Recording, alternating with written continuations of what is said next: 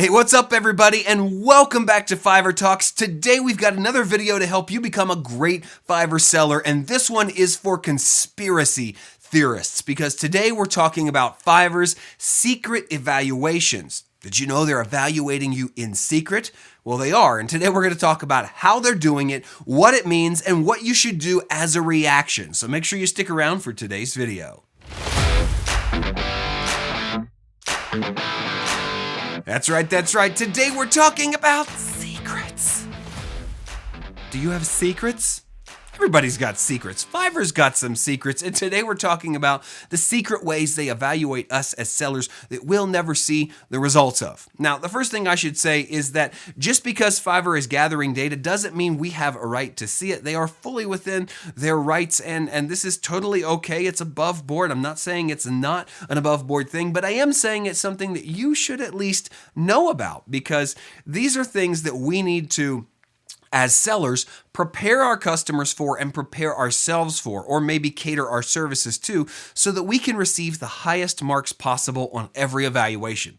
Of course, we're all worried about that 5-star rating from the 3 different categories that we get every time a buyer leaves feedback that's public, but we need to know how these questions that Fiverr's asking in secret, only to the buyer, only visible to Fiverr and the buyer, not to us, and how they affect us. But all we can do in many cases is speculate, because we don't really know how Fiverr is using this data. We just know that they're gathering it and seem to be gathering it very purposefully. So what sparked this conversation is a screenshot that another one of my top-rated seller buddies shared around, something that I've seen before as a buyer and something that you should be aware of if you're a seller but have never purchased anything. And that is the screen that a buyer sees immediately after starting the review process. So after you've delivered a gig on Fiverr, at the bottom they'll ask a question. They'll say, it'll ask, are you ready to complete this order? Do you need any other revisions? If they click yes, they're ready to complete this order,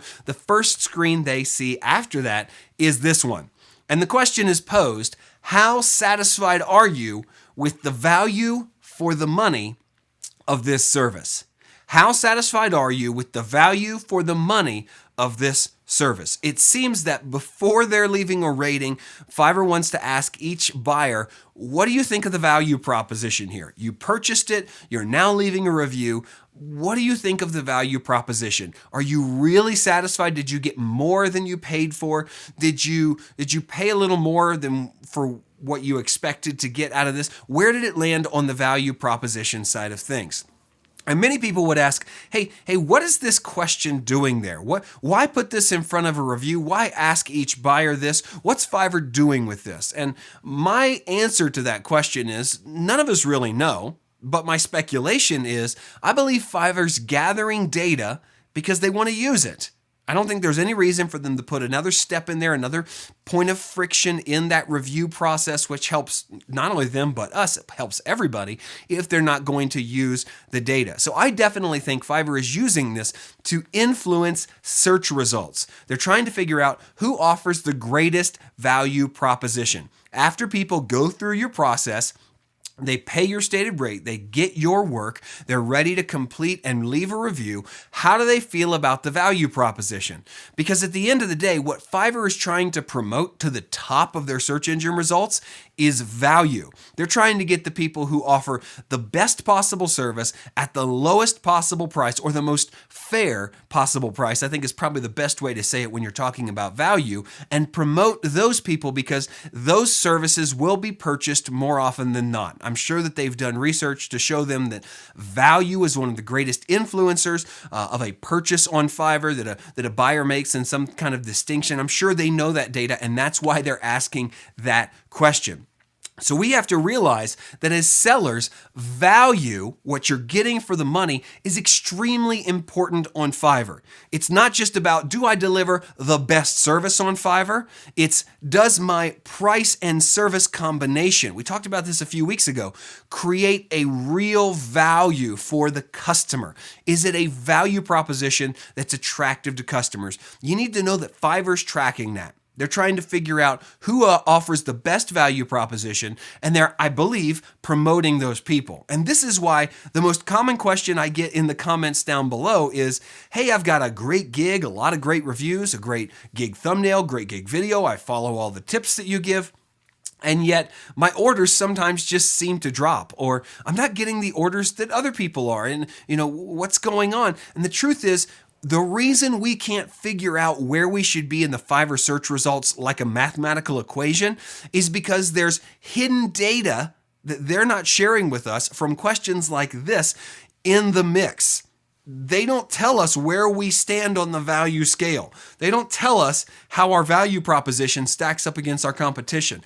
There are untold pieces of data influencing your rank on Fiverr. And so if you seem to have done everything right, if all your stuff is great, if your ranking seems to be dropping or you're not getting the sales that you are hoping for, it's possible that you're being ranked very low on some of these hidden data points that Fiverr's collecting.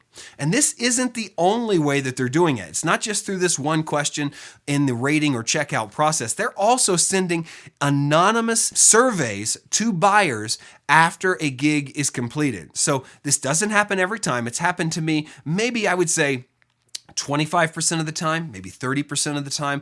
When you buy a gig on Fiverr, you will sometimes receive a notification in your message center that says, hey, will you tell us about this gig in private? Meaning the seller's never going to see this. Will you tell us about your experience privately? And it's been a while since I've completed one, and they're totally random. I don't have one on my dashboard to share with you now, but they ask a series of questions like this one. How do you feel about the service? How was the communication? Things like that. They're trying to grade us or gather data on us that they think might be a little different than the public data that's also shared, making sure that the public face of a review is the exact same thing as the actual experience of the buyer. So, like I said, I don't think this makes Fiverr evil or anything like that. I think this is actually a pretty wise move on their part to try to figure out data, but it makes it hard for us to predict things on the platform. It makes it hard for us to figure out why things are the way they are. And so I've got 3 things that I think you should do in reaction to this that hopefully will help you through the reality of this secret feedback and secret data that you don't get to see. And the first one is, I would advise you to do nothing differently. I mean, if you're already following the tips, if you're already doing the best you can, delivering the best product you possibly can, trying to create the best value for your customers, you have nothing to worry about, and you should do nothing differently. You shouldn't even be upset about this. You should just know that the best work, the best value, quality always rises to the top. And if you're getting good reviews publicly, the likelihood is you're probably getting good ratings from your people in private when Fiverr asks them about it. But if you want to skew something, if you want to tweak anything, tweak your verbiage in your delivery message. Tweak the way you present your services, or maybe even think about value when pricing things. Try to drive home the idea that you are a great value for your customer. And sometimes subliminally, you can help them realize that, hey, what I got for the money is actually a great value. It's a great deal. So when they're asked those questions, it's almost like they're pre-prompt. And you can't preface this. You can't say, hey, if Fiverr asks you these questions, be sure to mark me up fully very satisfied. No, you can't do that. You can't try to persuade or influence somebody's review. But you can maybe subliminally change your wording to emphasize, hey, value is what I'm striving to provide you with. Value is what we pride ourselves on. So that when things like that come up, they're already pre-programmed to think, oh, yeah, this is a great value. Thanks. The second thing that I would recommend that you do is don't be shocked when you can't figure out the search results on Fiverr. No one really can. I can give you the best tips possible for the things that Fiverr has publicly said will positively influence your gig over time when done consistently. I can tell you those things, but I can't tell you, and nobody can tell you, and Fiverr wants to keep it that way, what in the world that secret data is doing to your rank. So don't be surprised. Don't be upset. Just do what you need to do and do it consistently, because those people have proven over time to rise to the top. There have been very few people who have sold for longer and with more success than me, and I can tell you that there are waves on the platform. There are times when your drop in traffic makes no sense, but it does even out in the end. It does make sense in the long run. It's something you have to invest in and stay with for a long time to see real success. And then finally, I would say every now and then, this really will help you in this process, every now and then, make a purchase. Even if it's only for $5, even if it's for something you don't need. That purchase is an education on the buyer's experience, the questions they're asked, the way that they see the interface, because it's different than what you see as a seller.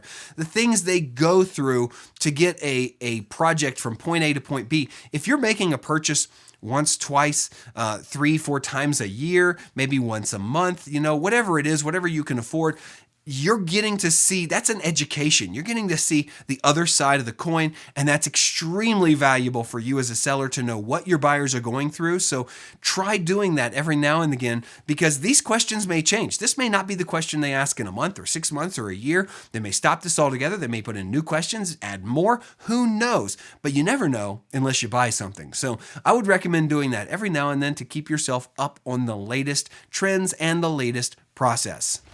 Hey, I hope this video was helpful for you. If you liked it, please give me a thumbs up. And if you're new, please subscribe to the channel. We do this 3 times a week, Monday and Wednesday right here on YouTube, then an exclusive video every Friday for my Fiverr Talks insiders over on Patreon. That's patreon.com/DJ Young. We do Q&A videos, online mentorship. If you want to become the best Fiverr seller you can possibly be, that's the place you need to be. And in the meantime, please share this content with anybody you might think it will help, because I am here to help you become the best Fiverr seller you can be.